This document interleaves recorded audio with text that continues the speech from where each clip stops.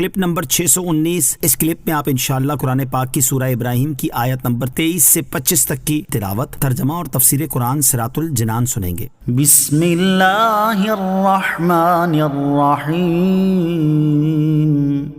ترجمہ: اللہ کے نام سے شروع جو نہایت مہربان رحمت والا ہے۔ وَأُدْخِلَ الَّذِينَ آمَنُوا وَعَمِلُوا الصَّالِحَاتِ جَنَّاتٍ تَجْرِي مِن تَحْتِهَا الْأَنْهَارُ خَالِدِينَ فِيهَا بِإِذْنِ رَبِّهِمْ تَحِيَّتُهُمْ فِيهَا سَلَامٌ۔ ترجمہ: اور وہ جو ایمان لائے اور اچھے کام کیے وہ جنتوں میں داخل کیے جائیں گے جن کے نیچے نہریں جاری ہیں، اپنے رب کے حکم سے ہمیشہ ان میں رہیں گے، وہاں ان کی ملاقات کی دعا سلام ہے۔ الذین آمنوا، جو ایمان لائے۔ اس سے پہلی آیتوں میں اللہ تعالیٰ نے کافر اور بدکار لوگوں کے حالات تفصیل سے بیان فرمائے، اور اس آیت میں مومن اور نیکوکار لوگوں کے حالات بیان فرما رہا ہے۔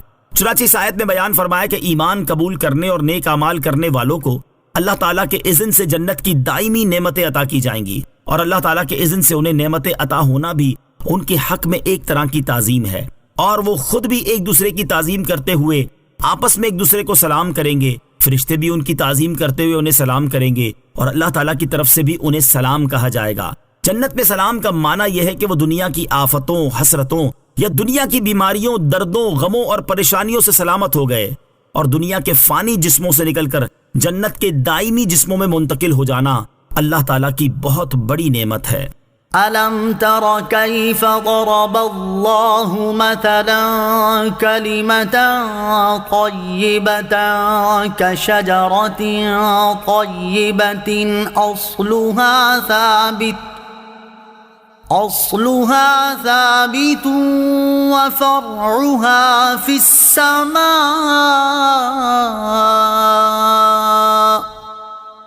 تُؤْتِي أُكُلَهَا كُلَّ حِينٍ بِإِذْنِ رَبِّهَا وَيَضْرِبُ اللَّهُ الْأَمْثَالَ لِلنَّاسِ لَعَلَّهُمْ يَتَذَكَّرُونَ۔ ترجمہ: کیا تم نے نہ دیکھا کہ اللہ نے کلمہ پاک کی کیسی مثال بیان فرمائی ہے؟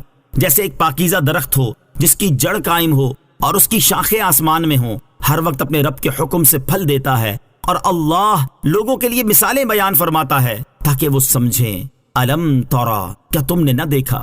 اس آیت اور اس کے بعد والی دو آیات میں اللہ تعالیٰ نے مومنین اور کفار کی دو مثالیں بیان فرمائی ہیں۔ چنانچہ اس آیت اور اس کے بعد والی آیت کے ابتدائی حصے میں مذکور مثال کا خلاصہ یہ ہے کہ جس طرح کھجور کے درخت کی جڑیں زمین کی گہرائی میں موجود ہوتی ہیں اور اس کی شاخیں آسمان میں پھیلی ہوئی ہوتی ہیں، اور وہ اللہ تعالیٰ کے حکم سے ہر وقت پھل دیتا ہے، ایسے ہی کلمہ ایمان ہے کہ اس کی جڑ مومن کے دل کی زمین میں ثابت اور مضبوط ہوتی ہے، اور اس کی شاخیں یعنی عمل آسمان میں پہنچتے ہیں، اور اس کے ثمرات یعنی برکت و ثواب ہر وقت حاصل ہوتے ہیں۔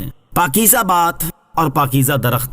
حضرت عبداللہ ابن عباس رضی اللہ تعالیٰ عنہما فرماتے ہیں کہ اس آیت میں پاکیزہ بات سے لا الہ الا اللہ کہنا مراد ہے، اور پاکیزہ درخت سے مراد کھجور کا درخت ہے۔ پاکیزہ درخت سے متعلق اور بھی اقوال ہے۔ مومن مرد کی مثال درخت۔ حضرت عبداللہ ابن عمر رضی اللہ تعالیٰ عنہما فرماتے ہیں کہ ہم سرکار دو عالم علیہ الصلوۃ والسلام کی بارگاہ میں حاضر تھے کہ آپ علیہ الصلوۃ والسلام نے صحابہ کرام علیہ رضوان سے ارشاد فرمایا، مجھے اس درخت کے بارے میں بتاؤ جو مرد مومن کی مثل ہے، اس کے پتے نہیں گرتے اور وہ ہر وقت پھل دیتا ہے۔ حضرت عبداللہ ابن عمر رضی اللہ تعالیٰ عنہما فرماتے ہیں کہ میرے دل میں آیا کہ وہ کھجور کا درخت ہے، لیکن جب میں نے دیکھا کہ حضرت ابوبکر صدیق اور حضرت عمر فاروق رضی اللہ تعالیٰ عنہما جیسے صحابہ خاموش ہیں تو مجھے کلام کرنا مناسب نہ لگا۔ جب صحابہ کرام نے کوئی جواب نہ دیا تو نبی پاک علیہ الصلوۃ والسلام نے ارشاد فرمایا وہ کھجور کا درخت ہے۔